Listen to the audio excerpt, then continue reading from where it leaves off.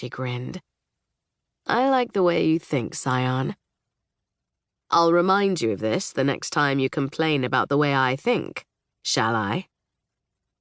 Rowan rolled her eyes, but kissed him quick and headed out before he changed his mind and decided he had to be her escort. Downstairs, Rowan eyed the cab line, but knew he'd arranged to have her pick up the car in valet. It was best for all involved if she didn't have to stand in a knot of tourists, jostling to jump into a taxi before the others.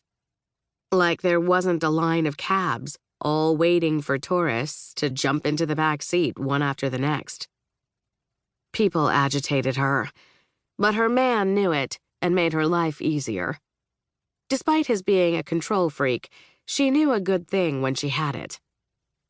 Rowan caught sight of the sleek black nose of the car and moved to the drive, cash in hand to thank the valet, thoughts already on the call she would need to make with Susan in less than an hour. The driver door opened, and she didn't realize the valet was on the passenger side until she did a double take when no one exited. That's when she realized who sat on the passenger side. In an orange camo novelty cowboy hat and neon green camo pants. His t-shirt sported a raging bear on a motorcycle blowing into a bugle. "Hey there, Carl. Been a while since I've seen you."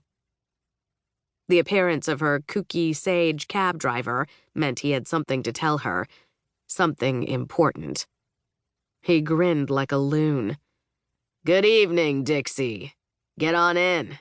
We have things to discuss." "Does Clive know you're in his car? How did you manage this?"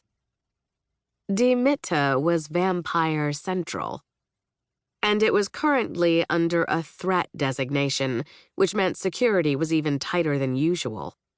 Rowan couldn't begin to imagine how he was able to jump into the Scion's car and drive it like he was allowed to. That took some serious spine. Or magic. Sages had their own unique kind of magic. Quite powerful, but they had lots and lots of rules about how they were allowed to interact with others when they went about their sage-type business. Really crap rules. Like they couldn't just come out and say things clearly to warn you or whatever. Each of them had their own way of delivering information.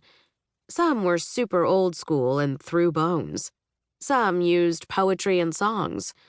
Rowan was glad she didn't get that kind. Carl was a weirdo with a penchant for stuffing all manner of wildlife for display on dashboards, seats, and other places. He showed up in some type of public conveyance. Taxis, including a water taxi in Venice, usually. And he told her stories she had to piece together like puzzles. Which, according to her husband, she was good at. Whatever. It would just be peachy if one day someone just told her straight up what the hell was happening. "Your husband knows what he needs to know," Carl said, with laughter in his tone. "Well, I mean, if there's a security issue, we've had problems with stuff exploding." "If someone with my power level wants you blown up, Maggie, you'd be blown up. I just saw the car and took an opportunity. Fate blesses those who keep their eyes open. Are you going to get in? Or are we going to attract attention and your husband will come down here and stern frown us to death?" Carl asked. "Goddess." Rowan got in because there was no arguing with a sage, and because she had to admit he amused her, and she wanted to know what he had to say.